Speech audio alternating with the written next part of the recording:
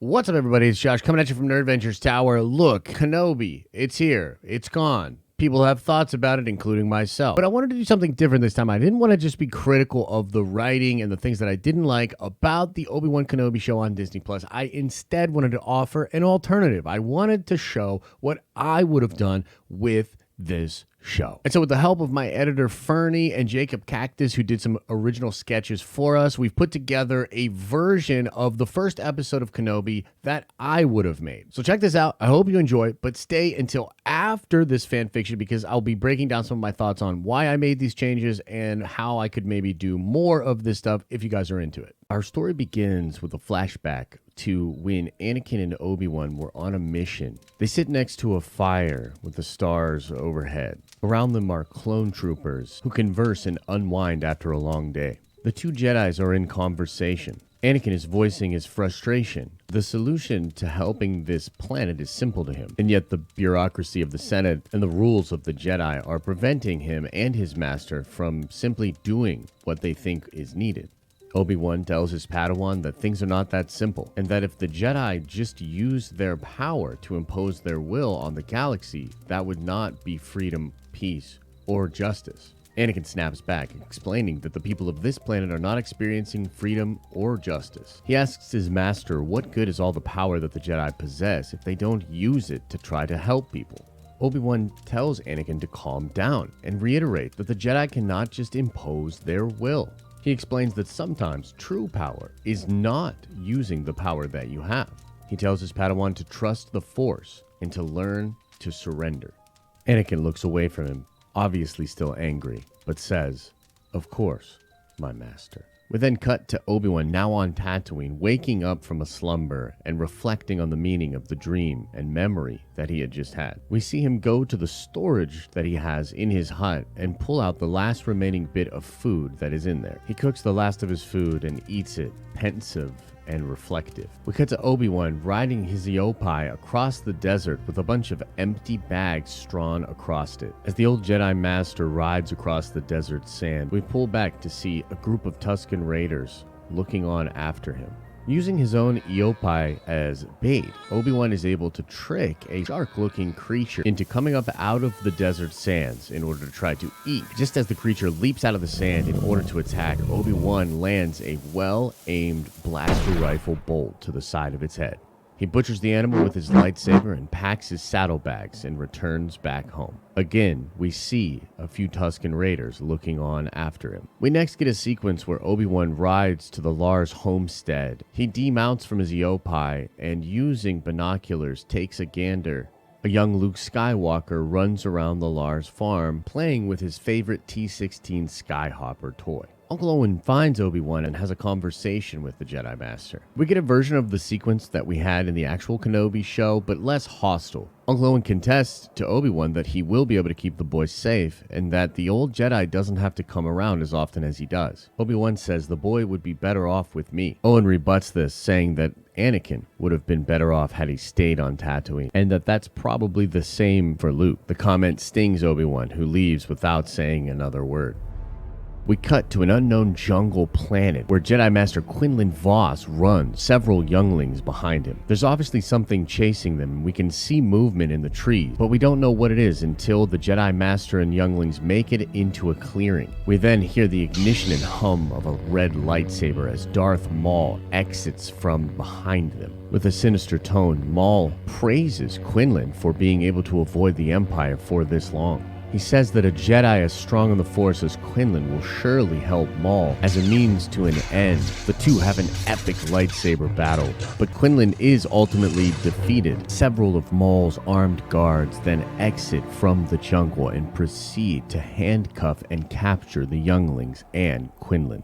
We cut back to Tatooine with the twin suns setting as Kenobi arrives back to his homestead. He puts the meat from his hunt into storage and cooks himself dinner. As he does so, his eyes come to fall upon a stone tablet. We see that the tablet has the symbol of the ancient Jedi Order and hieroglyphs. We hear the voice of Yoda as if from a memory in Obi-Wan's head. Ancient wisdom this is. Obi-Wan remembers Yoda say. We hear Yoda explain that Force users far older than the Jedi had learned the secret to communicating with those that had passed on into the cosmic force. We see Obi-Wan take the stone tablet and put it in front of him as he sits cross-legged. We continue to hear Yoda explain the technique for reaching to those from the beyond. Obi-Wan is instructed to meditate and become one with the Force and push his consciousness towards the edge where the living Force meets the cosmic Force. It is there,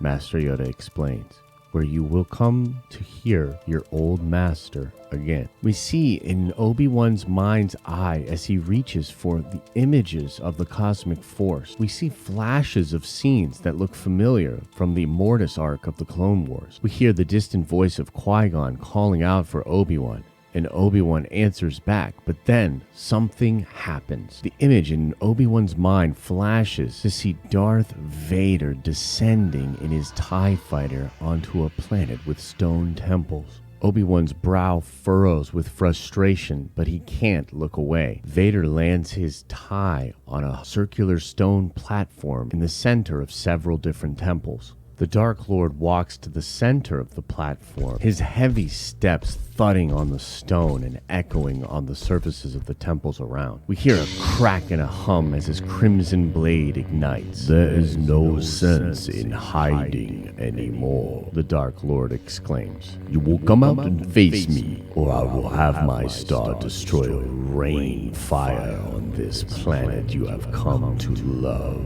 A lone male Twi'lek Jedi steps from the exit of one of the temples and walks out towards Vader. We hear a zip and another hum as the Jedi ignites his blue blade. "You'll never find us all," exclaims the Jedi. But I have found you." The Jedi charges Vader, but is handily defeated. Vader disarms the Jedi, and then, with the power of the Force, levitates him in front of him. The Dark Lord then proceeds to cut off the limbs of the frozen Twi'lek as it screams in pain. Obi-Wan then jolts out of his meditation, now sweating and panting. As Kenobi tries to catch his breath and gain his bearings, he hears something from outside of his cave. He stands up and goes to investigate when several Tusken Raiders enter his hut, rifles aimed at him. They squawk and scream at him, and two of them go to his storage unit.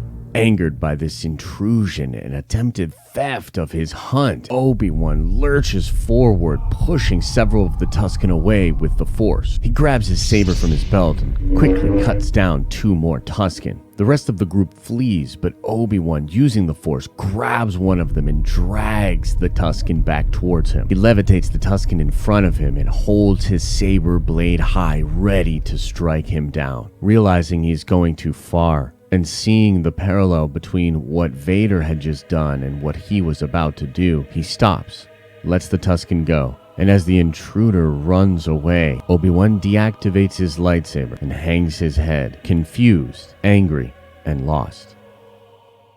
And that's how I would have ended episode 1. And yeah, there's a lot of things that I'm doing differently than the show. There's some things I'm doing similar to the show. And again, the Obi-Wan show for me, it has a lot of highs and a lot of lows. It had a very good final episode, and I thought episode 5 was good as well. But there's a lot of weird writing and like overcomplication of things in the Disney Plus show. And you're not really getting into some of the core character elements and some of the things that I think Star Wars fans were looking for with the Kenobi show.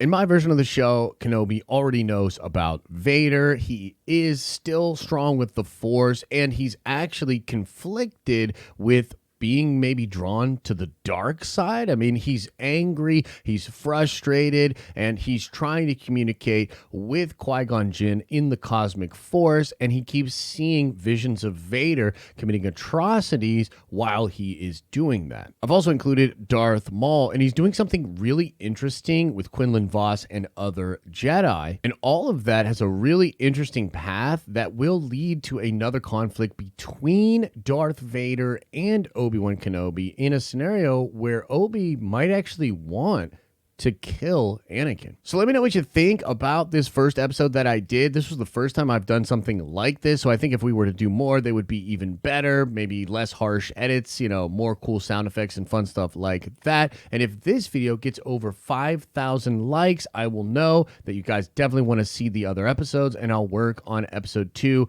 3, 4, 5, and 6. I actually have all of the episodes written, and I think they're pretty cool. But doing a video like this does take a lot of time and a lot of work, especially in the edit. So I would need to know that you guys want to see more before I would release the other episodes, and then I would release them all kind of like this, and then maybe do a supercut with all of them edited together. Either way, let me know your thoughts about it in the comments section below.